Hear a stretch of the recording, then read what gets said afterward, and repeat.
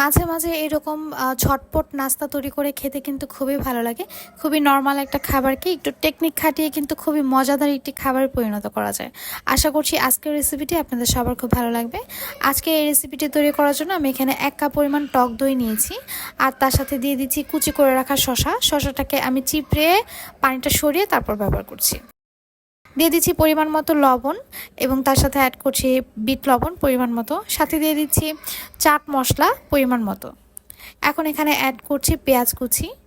আমি একটা বড় পেঁয়াজ কুচি করে নিয়েছি, তার সাথে ধনিয়া পাতা কুচি এবং অ্যাড করব পুদিনা পাতা কুচি। আমি খুবই ছোট একটা টমেটো এখানে কুচি করে অ্যাড করছি।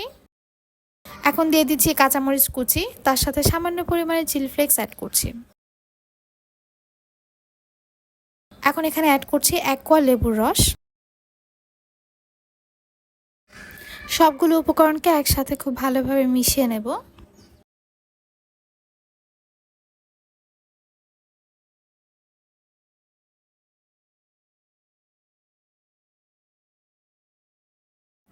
অন্য একটা বাটিতে বাজার থেকে কিনে আনা গরম গরম আলু সিঙ্গারা এভাবে হাত দিয়ে ভেঙে নিচ্ছি।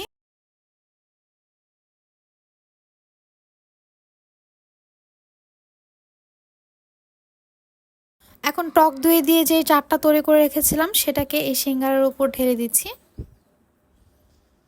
আর তারপর এটাকে পরিবেশন করার পালা। এইভাবে এই সিঙ্গারা চাটটা তৈরি করে দেখবেন, আপনাদের খুবই ভালো লাগবে। আশা করছি আজকের রেসিপিটি আপনাদের খুব ভালো লেগেছে। ভালো লেগে থাকলে অবশ্যই আমাকে কমেন্ট করে জানাবেন এবং লাইক শেয়ার সাবস্ক্রাইব করে আমার পাশে থাকবেন। আল্লাহ হাফেজ।